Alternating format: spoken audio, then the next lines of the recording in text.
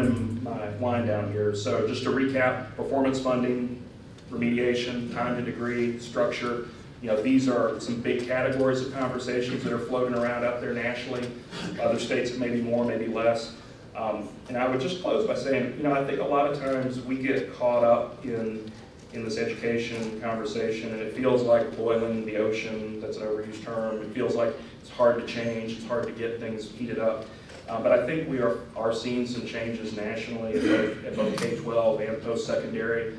I think that while the conversation about college completion has taken longer to come together, I think it can move faster for all the reasons that are clear, in more streamlined governance structures, fewer boards, if you will, fewer overall students, and more immediate sorts of outcomes when it comes to jobs and degrees.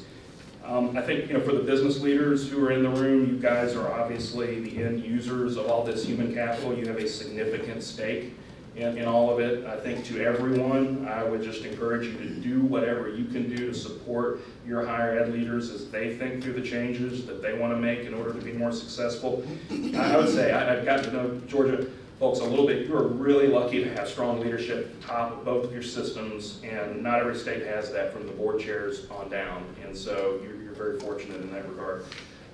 Last thing, I would just encourage you to, when you go home or go back to the office or go back to your kind of routine, take some time and explore some data and information on your own. There are two, in my opinion, exceptional sources online. The first is Complete College America, which we talked about. They've got a lot of information that provided the basis for some of what I shared today. And then the second is Achieve, the national group that's been pushing the career and college readiness movement for the last 15 years. Georgia is part of both efforts, which are national efforts. Georgia's a leader in both, and familiarize yourself with those if you haven't. And whatever support you can muster publicly or politically to support your folks as they go down the path toward enhancing completion, your support's going to go a long way, and don't ever forget that. So thank you for the opportunity to talk with you today. I appreciate the chance, and I'll look forward to the conversation the rest of the morning.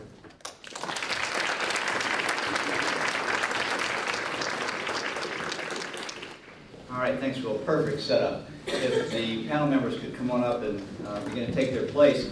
We do our work through partnerships, so all these people are friends and partners, and you can see in the bios they wear a lot of hats, but part of what Will was talking about, these are some of our important people, important leaders. One important leader just joined us as we were finishing the introduction. That's Representative Stacey Abrams, the House Minority Leader. Thank you for being with us, Representative Abrams. As we go through this now, we want this Q&A, the panel's conversation, to be conversation. Dave's not going to just throw out one question and then another to another person. We want the panel members to really get into a conversation so you can get into the so what. Georgia really is doing some great things, so now you can find out what they are and what you can do and your organization can do to support that role. So with that, Dave. Good morning, everybody. Good morning. When I worked in Atlanta at SREB and with the University System of Georgia in the late 70s, late 80s, early 90s, I used to start some of this stuff with saying it's great to be young and in Georgia. Well, it's great to be in Georgia 30 years later. It's great to be alive in Georgia. It's great to be anywhere. Will, as usual, has done a great job. And Will, the stuff in Tennessee that you've done and now you continue is good. And we often look at SREB in Tennessee for some good examples in that. And the strategies you've laid out, we relate to very much. To you Georgia leaders, and community leaders, I just want you to know how proud SREB is, and certainly I'm so proud of your agenda for improvement, your commitment to it. It's tough. And also your progress that you've made, and also your commitment to work across levels and sectors of education. This is critical. We don't find this in all of our states. So good. If I had time, I could recognize a lot of people in this room for their good work and commitment, but they tell me I don't. I can't even introduce these wonderful people. I do actually a good job at that. I trust we're pretty much together now we can stipulate that we need a lot more degree, and I would say associate degree and certificate. Actually, the United States ranks pretty well compared to these other countries in baccalaureate degree production and above. It's really in the associate degrees, including technical and transfer degrees, and 1 year or more certificates where we fall down, although we need progress on all fronts. So let me just get to the panel, but I have to, will mention this, just say a couple of words. I think in the materials that went out, you got a cite for this report from last June called No Time to Waste. And it supports just about, I think, everything actually that Will was talking about here. And we released this last June. I just want to say that we bought into the goal of the National Governors Association and most of the states, certainly Complete College America, that by 2020 or 2025, that we'll have 55 to 60% of our adults with degrees and certificates. This is a big goal. It's a hard goal. We've worked closely with our 16 southern states, governors, legislators, educational leaders to build the report, and also closely with Complete College America and other national experts. Just a couple of really, really brief points about the report. One is it makes the point that to meet these goals is going to take a huge, massive effort. I mean, we've not tried this before, okay? I mean, the estimates are that in every state in this nation, you're going to have to increase degree and certificate production between 3% and 6% each year. All right, just to come close to this goal. This is huge, okay?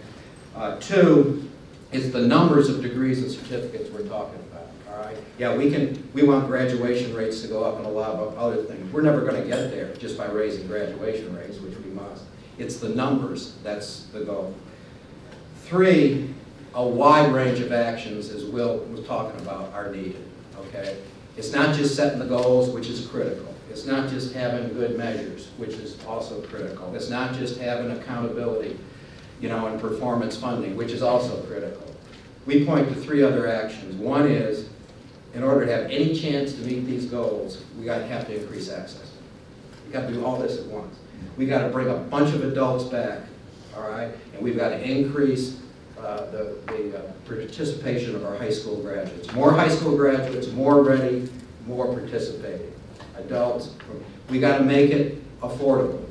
We are reaching in our states, I say states, where it's now, limits on tuition, okay, to keep education affordable. We are certainly reaching limits on state investment, okay?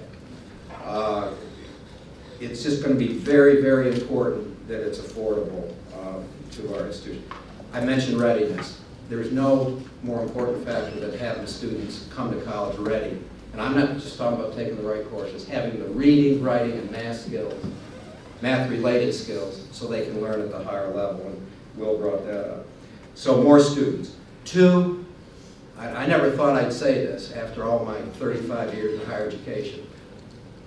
Higher education has to become more efficient. Dean, we always use productivity or this stuff. No, more efficient. The cost to degree is going to have to come down.